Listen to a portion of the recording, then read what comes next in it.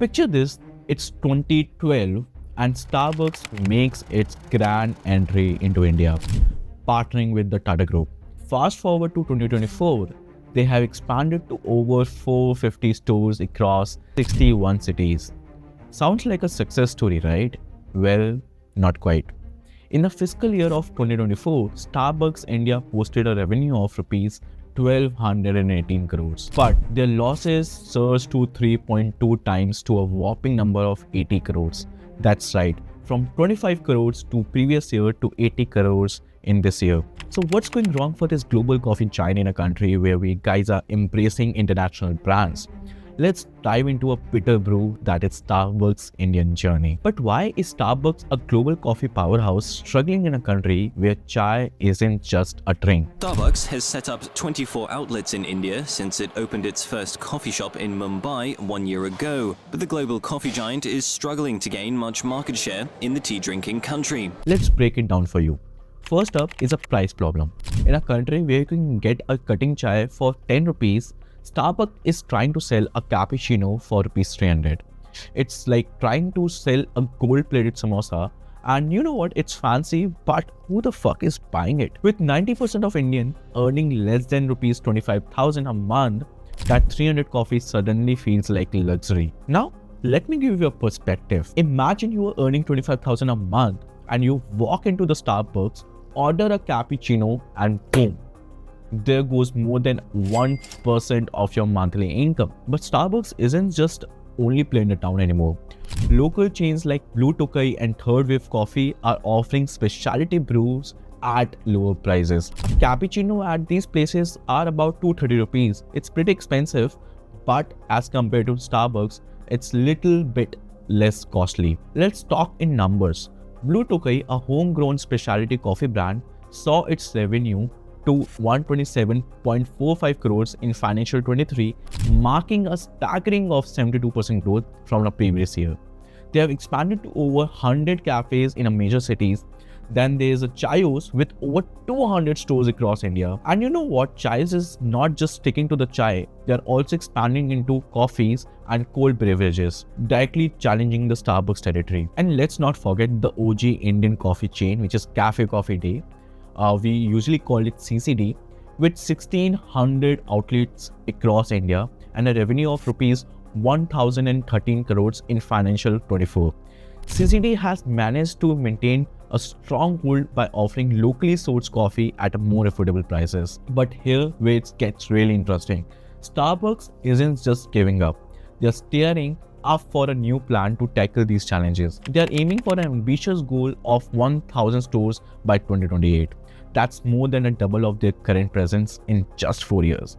They are not just focusing on the metro cities, they are also expanding to tier 2, tier 3 cities, tapping into the growing aspiration of smaller urban centers. It's like they are saying, if you won't come to Starbucks, Starbucks will come to you. But perhaps the most interesting part of Starbucks' new strategy is their efforts to become more Indian. They're introducing local flavors like coffee with jaggery, with milk, and with a lot of combination. They are finally realizing that to win in India, they need to speak to Indian taste.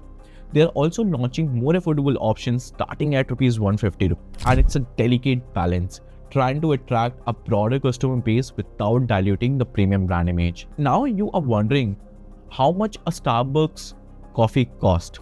So let me just break down the cost for you and the margins. In financial 23, the cost of the material was around 26% of their total expenditure, amounting to rupees 343 crores. Employee benefits ate up 15% of their sales. Then there's a rent, electricity, advertising, and royalty, all major contributors to their expenses. Overall, the expenditure shot up to rupees from 1,140 crores in financial 23 to 1,320 crores in financial 24. The EBITDA margin dropped from 19% to 18%. In simpler terms, it's now cost Starbucks 1.08 rupees to earn 1 rupee, up from 10.05 in the previous year.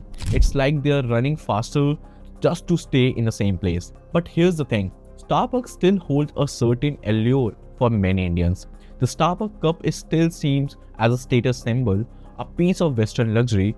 For some, walking into Starbucks feels like stepping into a different world. This perception is both a blessing and a curse for Starbucks. On one hand, it maintains the brand premium image. On the other hand, it limits their potential customer base in a price-sensitive market like India. Now, the point is, as a business students, we need to understand what can Starbucks do to turn things around. Here's a case study on a potential strategy.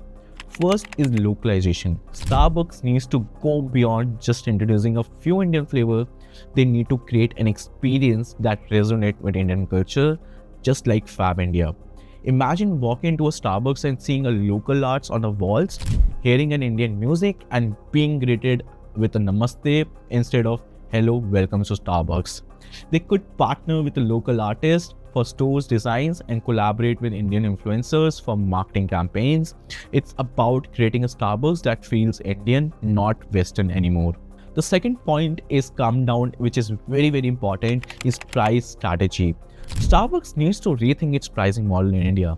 The tiered pricing system could work wonders. They could introduce a Starbucks Lite concept for smaller cities, offering a more streamlined menu at a lower prices. This doesn't mean compromising on the quality, but rather focusing on the core offering that can be delivered effectively.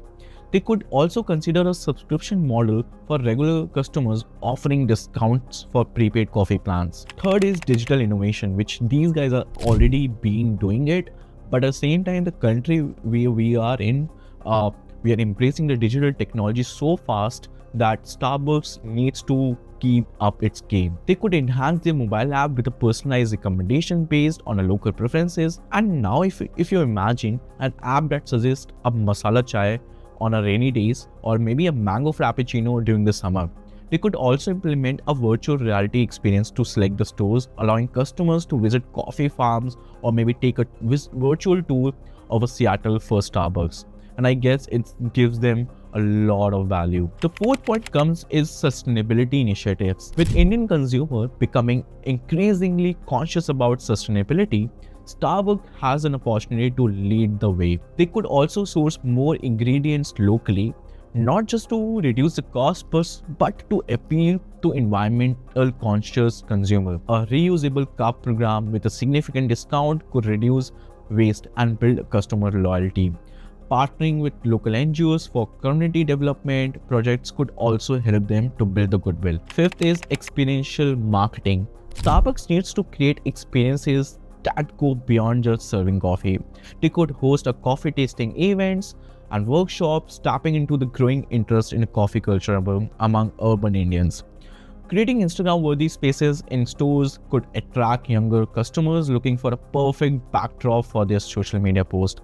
They could even organize music nights, featuring local artists, turning Starbucks into the cultural hub. If you look ahead, Indian coffee market is set to generate more than 2,052 crores in revenue in 2024, with an annual growth rate of 11.9%. But the question is that can Starbucks capture a significant slice of this growth pie? So in this entire journey, we are not just observing the fate of a coffee chain, we are witnessing a chapter in ongoing story of globalization, culture exchange, and the ever-changing taste of a nation. And that's, my friend, is a story worth following. So the next time you pass a Starbucks, will you step in for a 300 rupees coffee or will you stick to your 10 rupees cutting chai?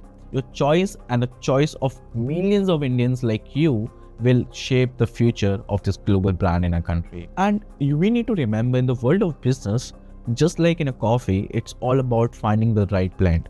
And right now the Starbucks is still trying to perfect its Indian recipe. Will they succeed? Only time will tell. But one thing is for sure, this is one coffee drama that's far away from us. And who knows that? Maybe your next cup of coffee will be more than just a beverage. It might just be a small part of a much bigger story.